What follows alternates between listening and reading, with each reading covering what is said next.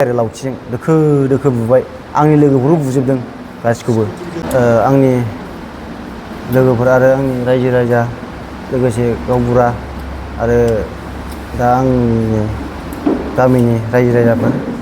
आं लोगोसे नमस्कार जासियो खुलुमबाय आंनि खुलुमनाय जासियो माखासे आंनि दाख्लैनि जानानै थांनाय जाथाय बेखौ आं 3 थारिखनि घटना बेखौ आं दा रायजो राजाखौ लानानै जुथुमनाय जादों दा बेनो जाहैबाय खोथाया माने आंखौ माखासे नंखाय खोथा बुंगासिनो दा बेखौनो आं दा फोरमायनो सानदों रायजो राजाफोरनो दा दाख्लै जे जाथ्रा बे 3 थारिखनि घटना उरुबदे सारनि न' खाथियाव लांगोनायाव जे जानाय जाथाय दा जे लामाजों आं थांबाय थादोंमोन बेयाव मोनसे हठात बाइक फैनानै सानै मानसि फैनानै माने आंजों एक्सिडेन्ट जाहांल' जादोंमोन बेयावनो आंखौ गाज्रि माबा लादों दा आङो बेयाव एसे नारलायनाय जादोंमोन ओमफ्राय दा बेयावनो आंखौ नारखांनायनि उनाव जेनेबा जों जेबोआनो जायाखै बुलायनाय जायाखै नांलायनायबो जायाखै दावराव जायाखै दा आंखौ मानसि लेंहरनानै बियो गावनि मानसि लेंहरनानै फन खालामनानै लेंहरनानै आंखौ लास्टआव थिनहरबाय आरो गावनो जेबो जायासै दावरावसो जायासै आंखौ थिनहरनानै आं थांबाय थांनाय लोगो लोगो आंखौ बियो अन्थाइजों एटेक खालामबाय बिसोर अन्थाइजों एटेक खालामनायखाय आङो ग्लास बायबाय गारिया आंना ग्लास बायनाय लोगो आं जेबो सानासै ओमफ्राय आङो ग्रिन फिल्डजों थांबाय ग्रिन फिल्डआव आङो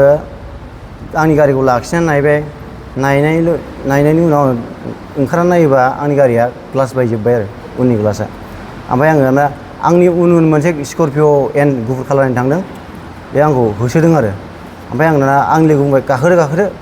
जाला बिसोरजों होननानै गाखोनानै आङो जेब्ला गारिया आंनि ग्रिन फिल्डजों खारो आङो ग्रिन फिल्ड खारनानै आङो ओरै मागुरमानिजों खारबोनानै आंनि लोगोफोरखौ आं खामारफारायाव दोनहैदों खामारफारायाव दोनहैबाय आं आंनि लोगोफोरखौ दोनहैनानै ओमफ्राय दाना आं दोनहैनाय लोगो आङो आंनि गारिजों आङो बिखुनजोनि न'आव थांबाय बिखुनजोनाव थांनानै आं बिखुनजोनाव दोनबाय गारिखौ बिखुनजोनाव दोनखांनानै आङो आंनि बिखुनजोनि न'आ सितनागुरि बेयाव दोनबाय आरो आं गारिखौ ओमफ्राय दाना आंनि लोगोनो फन खालामनानै आंखौ लायबाय आरो बिसोर आंनि लोगोफ्रा पिकआप खालामबाय आंखौ दाना लानानै फैनानै आंनि लोगोआ आंखौ गावनि रुमावनो थादो दिन दा थांसै हरबो थौबाय होनना बुंबाय आरो बे 12थासो जाबाय आरो दाना नांला आं न'आव थांथारसै होननानै गोसो मोनसा मोनसि आङो फैबाय आरो थाबायबोबाय ओमफ्राय दाना आंबो उन्दैफोर सानै दं नालाय फैबाय आं गोसोखांनानै ओमफ्राय दाना फैनानै आङो दाना जेब्ला आंजों जे गारियाव दंफायोमोन बिसोर दोनना फैनाय लोगोआ आंखौ सासेया फन खालामबाय आंनाव फन खालामनानै लेंहरनानै आंबो आलाय सिलाय जाथारबाय आंखौ बिमाबो बिफाबो बिब'आ बिसियाबो आंखौ सैला रायबाय थाबाय आंखौ अयथासार खालामबाय थाबाय होननानै गाव बुंनायखाय आं अननानै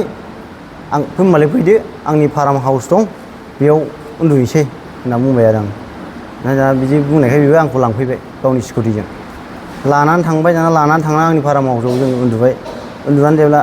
जेब्ला 10-15 मिनिट आरो जेब्ला उन्दुयो अब्ला बियो आंखौ मा खालामखो माने आं गाव टर्चार होजाबाय नालाय आंखौ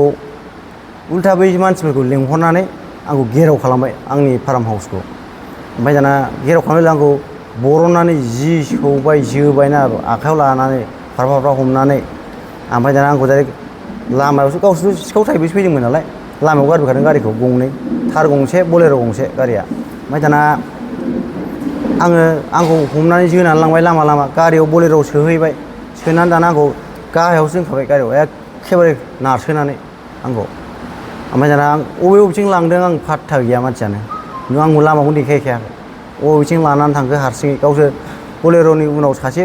जिरायदों ओमफ्राय आंखौ सासे ओरै गेजेराव दोननानै बेंदों ओमफ्राय ड्राइभार सासे ओमफ्राय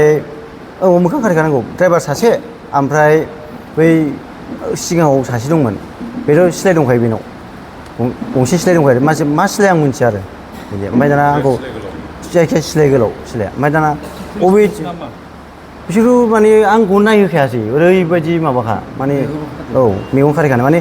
आंखौ ओरै अथिं बिथिं लांदों आं फात्तायानो गैया ओमफ्राय उनावहाय बै सासे लोगोआ आंखौ जे